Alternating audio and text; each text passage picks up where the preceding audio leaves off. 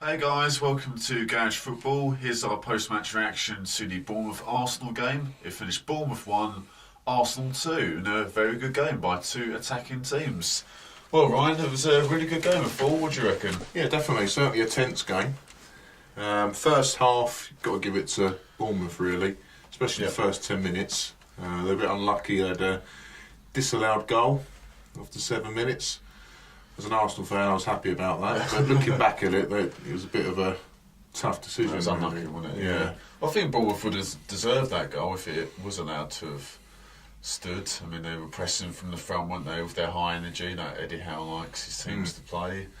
And Arsenal just couldn't get out their half, could they? Their passing was astray. Bournemouth weren't letting them have time on the ball. And as I say, just pressing constantly. And if Bournemouth would have scored, then it wouldn't have flattered them whatsoever. No, but it's a good thing about VAR coming next year. A scenario like that. Yeah, well, if that was in, it would have been given. They're always tough calls, aren't they? Linesmen have really difficult jobs with the speed of play nowadays. It is difficult.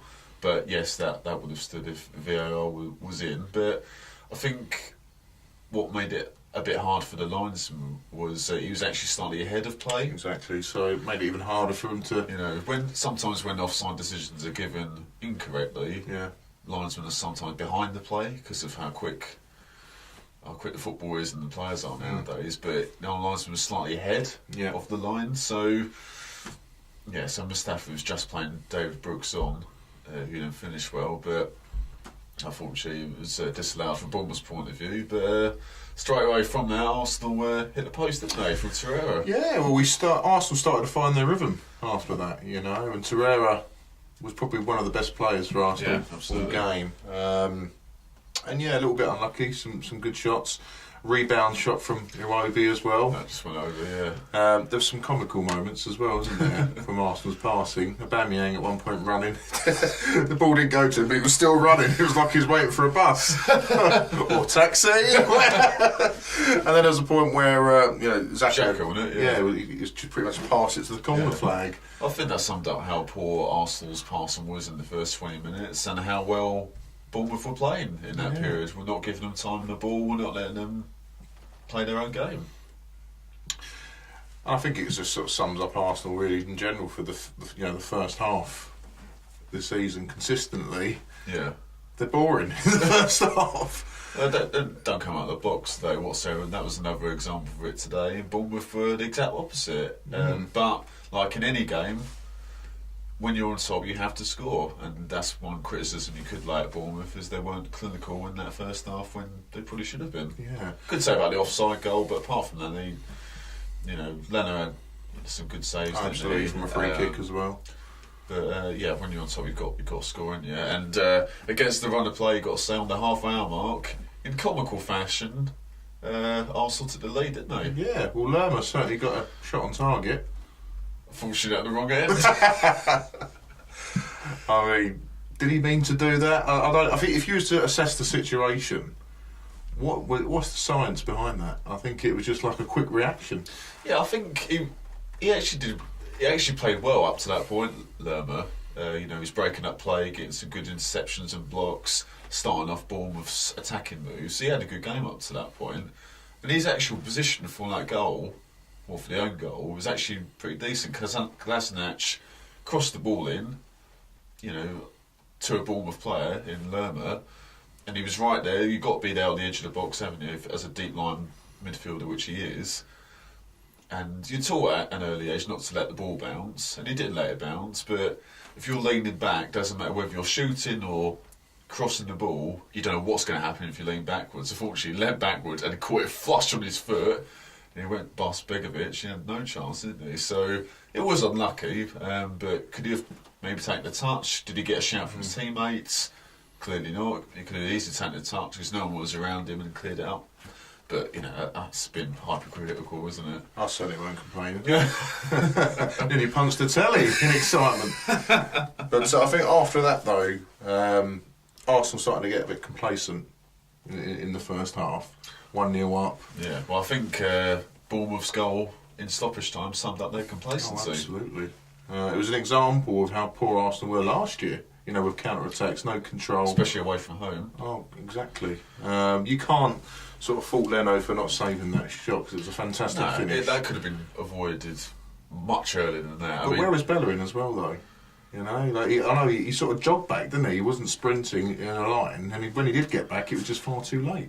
Yeah, exactly. I don't know, but even before that, Ryan, he shouldn't have been that far up the field anyway. You're 1-0 up against the runner play. It's stoppage time.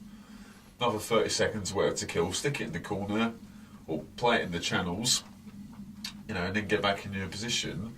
But Iwobi, the ball was given away in Bournemouth's box. And I have to say, Bournemouth played the counter-attacking well throughout the game. And that was another good example of it. Ryan Fraser travelled with the ball up to the halfway line, passed it to Callum Wilson, didn't he? Went in field to David Brooks, who had acres of space. No one was around. Xhaka, Torreira, nowhere to be seen. Great ball to Josh King. Perfect way to pass, so that meant that King could play it or could shoot first time, which he did so. Great goal with his left foot. Wasn't in the top corner, but it was a really good goal. Good finish. And you can't fault Leno at that. As you say, Bellerin should have got back. Don't know where Kolasinac was. Another example of both. Well, it was wing backs formation Arsenal today, wasn't it? Wing backs are high and wide again. In stoppage time, do you need to do that? No.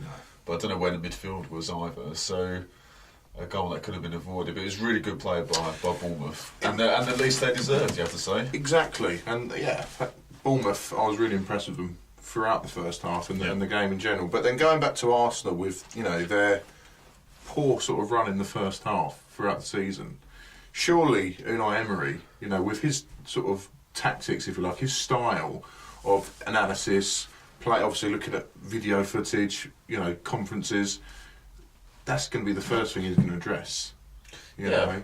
But there's no improvement there, is there, really, as you can see? And well, Arsenal, again, haven't led at half-time this season, have they, in the Premier League? No, but the good thing is, in the second half, they're top of the table for most goals scored. Yeah, exactly, which we'll come on to. But I think Bournemouth absolutely deserved that, at least from the first half. They should have been in the lead, or at least gone in at 1-1, which they did. So it's whether they could have kept up in the second half, and whether Arsenal can improve like they usually do in the second half of matches. Absolutely. So the first 5-10 minutes or so was about the same, wasn't it? There's no real change from the first half. Bournemouth were a bit unlucky with a counter-attack. Yeah, another great counter-attack, couldn't execute, could they? It was the opposite in terms of who was involved. So Wilson played in Fraser instead for this attack. Great crossing, it was just above David Brooks though, and Charlie Daniels miscontrolled it, went out of play. But another example of Bournemouth's potency from the counter-attack and Arsenal's lack of defensive stability from those counter-attacks. But from then on, probably from the hour mark onwards, Arsenal really stepped up. They had a lot more possession. There was one instance, I think it was in the 60th to 70th minute, or whenever it was, the stat come up on Sky. Arsenal had about 75% possession. They just controlled the game, didn't they? And I think about Bournemouth, as well as Arsenal did well keeping the ball and creating more opportunities, Bournemouth's energy and the zip that was there in the first half, it wasn't quite there in the second half. Wasn't it? But then there was a counter-attack for Arsenal where Aubameyang was, had a great run-up and then pretty much set up my man of the match, Mkhitaryan. No, I'm joking. But it was just, it was good to see Arsenal sort of on form. And on the second, fair enough, I want results as an Arsenal fan. So if they're going to continue to play crap in the first half and then come back and get results, then so be it. Yeah. But in the grand scheme of things, when you're playing the bigger teams, you're going to come short, aren't you?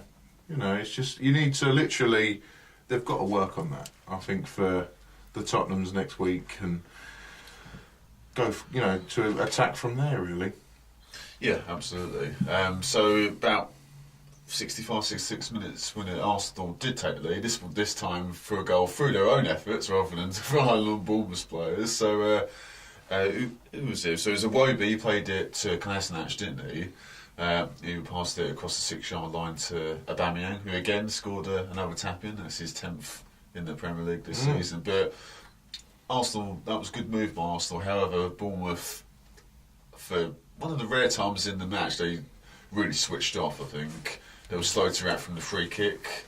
That was just inside Bournemouth's half. Simon Francis, who's the right back, he was drawn in the field. That meant that Ryan Fraser, who's an attacking player, was at right back. He's not going to switch on and look who's behind him. Kolasinac just made a simple run. No. The ball was played in behind Fraser, and it left Aubameyang against Steve Cook in the middle, and Aubameyang's obviously going to win that duel. So, great link-up play, wasn't it? Yeah, good link-up. But I think Bournemouth, well, they said they were after the ball, didn't they, after the free kick, and it's just, from a neutral perspective, it was a shame to see that, how much passion and drive they had throughout the game. A split second's all it takes, isn't it? Yeah, exactly. Yes, they're defensively pretty decent throughout the game, but when you switch off against the big boys with top class players, you're going to get punished. Yeah, and after Arsenal was just trying to protect their slender lead, weren't they? They were sort of holding back, but they pretty much had control from that point. Yeah. I was sort of amazed how Mkhitaryan was on for as long as he was. We missed that chance straight after the goal. When he's like counter-attack with Aubameyang, and he didn't take a shot in it. He missed control there, went out of place. I don't know what he was doing there. No. That was an example of how poor he was during that game. But and then obviously the game finished 2-1 to Arsenal. But I would say overall, looking at the two teams, if we start with Bournemouth, I think they're showing good signs for the season. They've had a great start to the season. I mean, they've lost their last 3 now, but it shows how well they've done this season. That no one's going to be saying, "Oh, are they looking over their shoulder? Are they going to be in the mix for relegation?" But they're not, though, are they? The last few seasons when they've been in the league, they've got to really poor starts, but they've managed to climb away from trouble. This season, they've got to a brilliant start. And Eddie Howe's a great manager. Yeah.